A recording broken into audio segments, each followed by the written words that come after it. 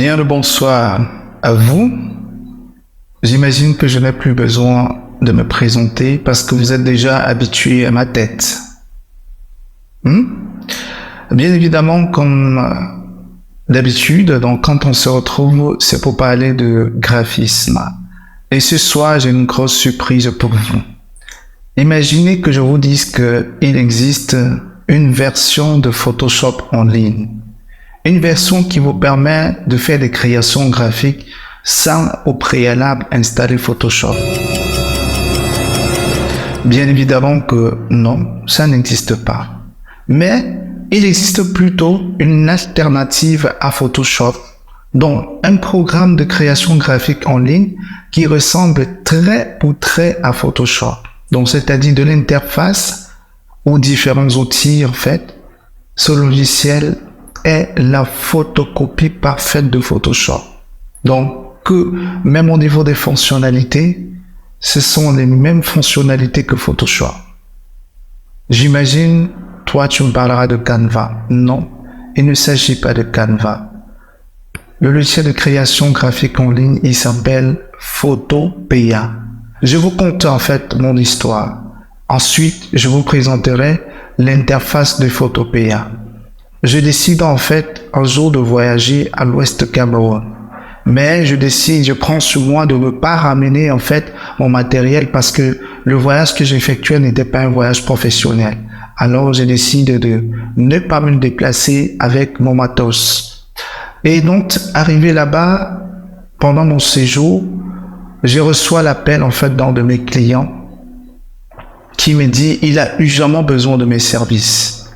Alors, le client a besoin de mes services. Moi, je n'ai pas ramené mon PC avec moi. Comment je fais? Alors, c'est là il me vient que il existait une solution en fait alternative à Photoshop en ligne que j'avais déjà eu à essayer par le passé. Et c'est là que je dis tiens, mais pourquoi pas? Donc c'est là où j'ai dit au client que laisse-moi quelques minutes, le temps pour moi en fait de me rassurer si effectivement ce programme de création en ligne là existe toujours. Alors je vais aller dans un cyber, je vais payer 1500 environ 2,5 € pour avoir 3 heures de temps de travail et puis je me connecte Photopea et il fonctionne à merveille. Et c'est comme ça que je puis satisfaire mon client à l'aide de Photopea qui est une alternative à Photoshop en ligne. Et c'est l'une des raisons pour lesquelles je décide de faire cette vidéo parce que Photopea peut aussi t'aider. Trêve de bavardage, je vais tout de suite vous montrer à quoi ressemble Photopea. Et bien là, on se retrouve sur mon écran et pour avoir accès à Photopea, donc on doit lancer Google Chrome.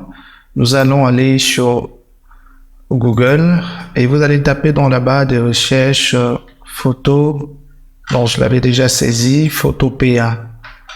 Donc dans les différents résultats qui ont affiché, vous voyez là, c'est le résultat en tête, Photopea Online Photo Editor. Donc c'est ce lien-ci que sur lequel vous allez cliquer.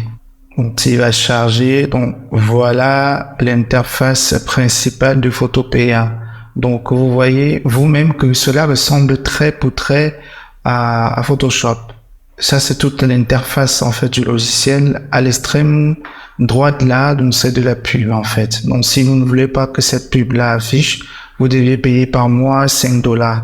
Mais même avec la pub, nous ça ne nous dérange pas de toutes les façons. Du moment où on bénéficie du logiciel, ça nous va. Donc nous sommes ici sur l'interface principale de Photopea. Ce qu'on remarque déjà en fait, c'est que au niveau de la barre d'outils, donc il est similaire à celui de Photoshop, donc, y compris les différents onglets à l'intérieur. Et ce qui va nous intéresser ici, ce n'est que la Home.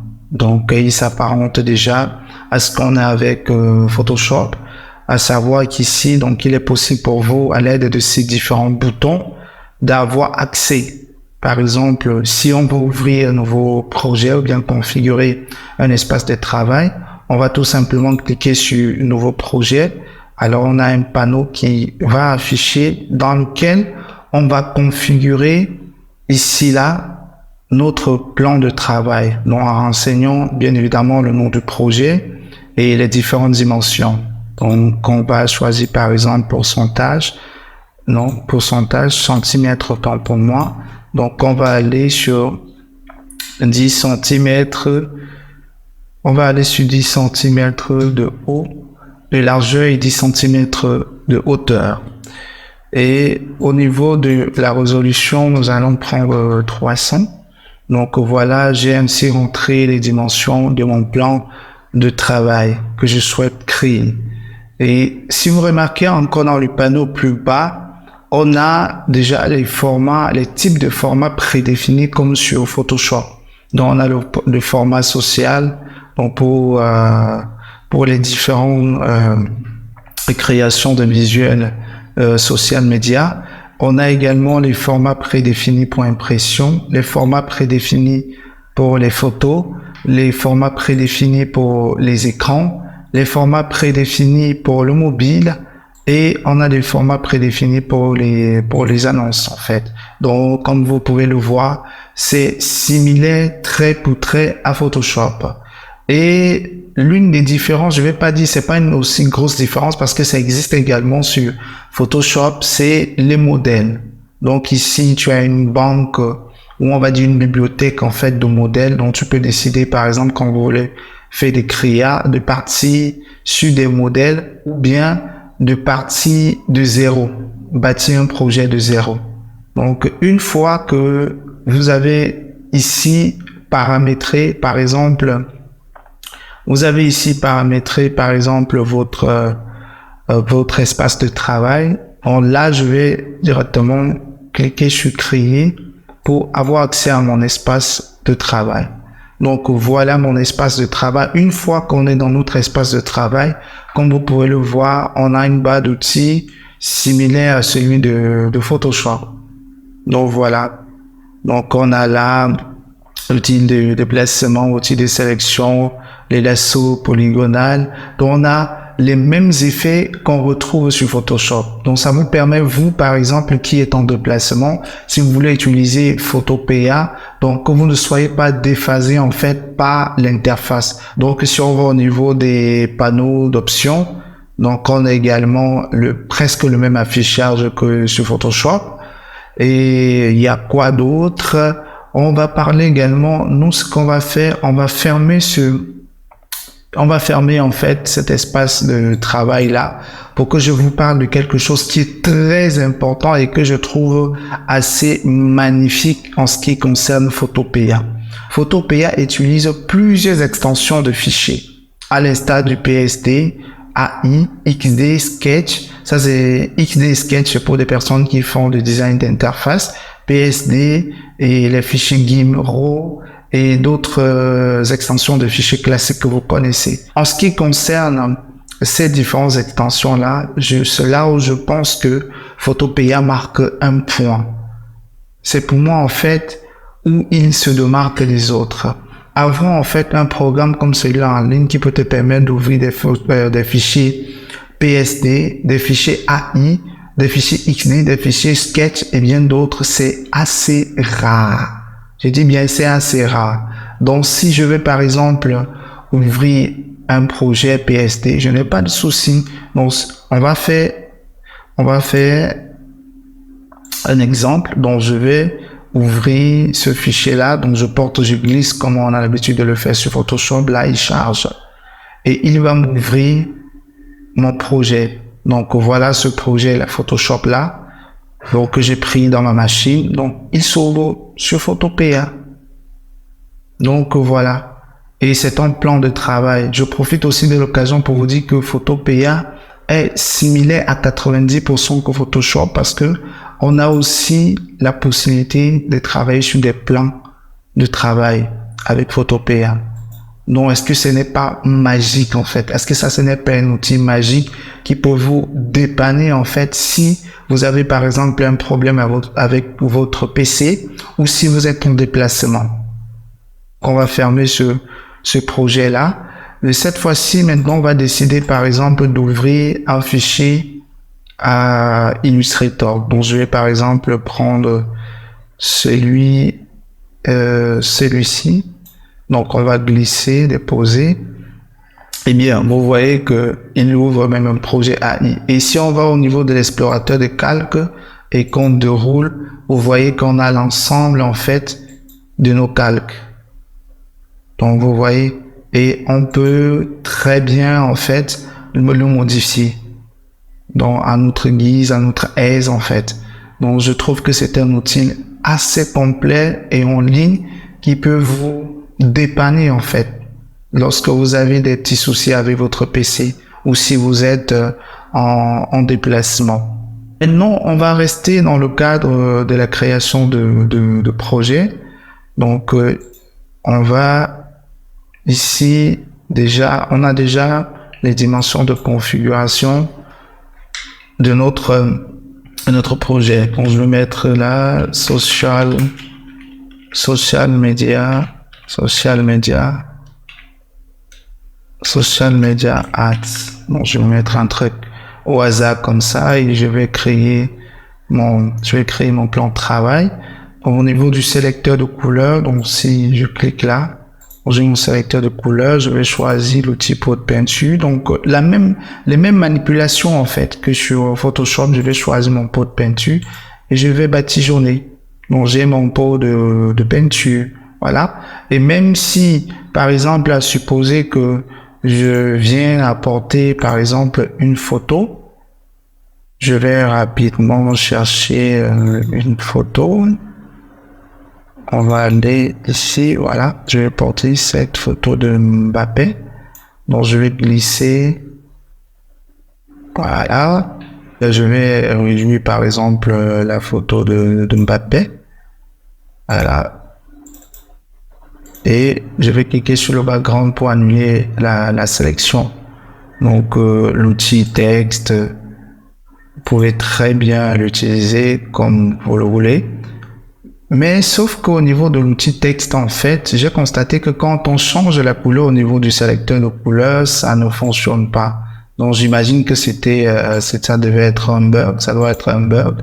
Mais pour le modifier, donc, il faut plutôt venir sur la barre d'options. Donc, une fois sur la barre d'options, vous pouvez modifier la couleur de votre texte, en fait. Donc, je vais écrire Olivier, par exemple.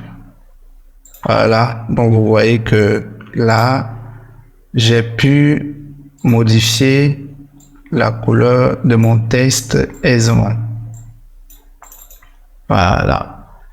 Donc, à savoir que sur Photopea, les mêmes raccourcis clavier que vous utilisez sur Photoshop fonctionnent également sur Photopea. Par exemple, si je veux, faire apparaître la courbe, CTRL-M, donc je n'ai pas sélectionné le calque, donc je fais CTRL-M, donc j'ai ma courbe là qui apparaît, donc je peux ajuster la tonalité des tons. Donc voilà, donc je vais cliquer sur OK pour valider. Donc je peux aussi faire CTRL-L pour afficher les niveaux. Ici aussi, donc je vais un peu customiser l'image. Voilà, là ça me paraît pas mal. Voilà. Donc voilà en gros en fait ce que je voulais vous présenter. Photopea, qui est un logiciel de création graphique en ligne similaire à Photoshop, qui fait à peu près la même chose que Photoshop. Donc que ce soit au niveau des fonctionnalités, que ce soit au niveau des outils, en fait les mêmes outils que vous avez sur Photoshop, vous les avez sur Photopea. Et le clou du spectacle avec Photopea, comme je le disais tout à l'heure, c'est le fait qu'il admet plusieurs extensions de fichiers, notamment les fichiers PSD, les fichiers AI, les fichiers SketchUp pour ceux qui font dans le design d'interface, les fichiers XD également c'est également produits de la suite Adobe pour la création d'interfaces. Donc voilà, donc y compris les masques de fusion, les effets, les masques, les calques de réglage, tous, on les a tous en fait, comme sur Photoshop. Donc on ne va pas tout voir ici, c'était tout simplement pour vous présenter déjà le site en question. Donc c'est accessible sur photopea.com. Donc une fois que vous êtes sur photopea.com, vous êtes sur l'interface de Photopea, vous pouvez commencer à créer. Comme on dit en design graphique, la seule limite, c'est votre créativité ou votre imagination ou votre inventivité. Donc, je vous ai présenté le programme. Maintenant, libre à vous de pouvoir l'utiliser dans un cas ou dans l'autre selon votre besoin. Donc, je vous remercie et on se dit à la prochaine. Surtout, n'hésitez pas de vous abonner, de liker, de commenter. Cela nous booste et nous encourage à sortir des vidéos comme celle-ci. Merci bien et passez une bonne soirée. Au revoir. Game over.